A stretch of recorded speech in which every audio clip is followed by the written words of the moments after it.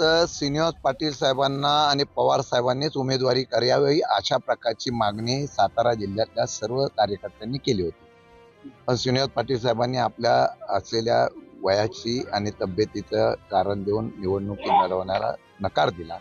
मग पर्याय कोण याचा अंदाज घेताना माझं नाव आहे, बाळासाहेब पाटलांचं नाव आहे, सुनील मानेंचं नाव आहे, अशा 3-4 लोकांच्या नावावर लोकांनी मागणी केलेली आहे।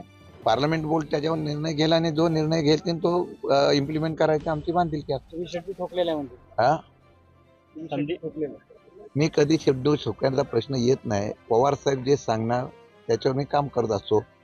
माझी अशी इच्छा आहे की सर्वानुमते विजयाच्या संदर्भातले निर्णय घेत असताना श्रेष्ठी आणि पवार साहेबांना पूर्णपणाने सातारा जिल्ह्याची माहिती आहे आणि ते त्याप्रमाणे योग्य असा निर्णय घेऊन हा उमेदवार विजय होईल अशा प्रकारचा निवड करतील। साहेब, एक विषय, इंडिया आघाडीची बैठक झाली, त्याच्यामध्ये पृथ्वीराज चव्हाणांचं नावही काही लोकांनी पुढे आणलेलं आहे, काय सांगाल तुम्ही? नाही, अशी कुठेही चर्चा झालेली नाही। इंडिया आघाडीच्या बैठकीमध्ये सुद्धा अशी मागणी केली नाही। इंडिया आघाडीच्या सर्व सदस्य संघटना आणि इंडिया आघाडीचे मित्र पक्ष या सर्वांनी सांगितलेलं आहे, तुम्ही जो उमेदवार द्याल त्या उमेदवाराला 100% आम्ही निवडून आणणारच अशा प्रकारची चर्चा झाली म्हणायची। 101% सकारात्मक चर्चा। काँग्रेसवाल्यांनी सुद्धा सांगितलं की जो उमेदवार आपण द्याल त्याला आम्ही निवडून आणणार आणि या ठिकाणी आम्ही 100% चव्हाण साहेबांचा जिल्हा अबाधित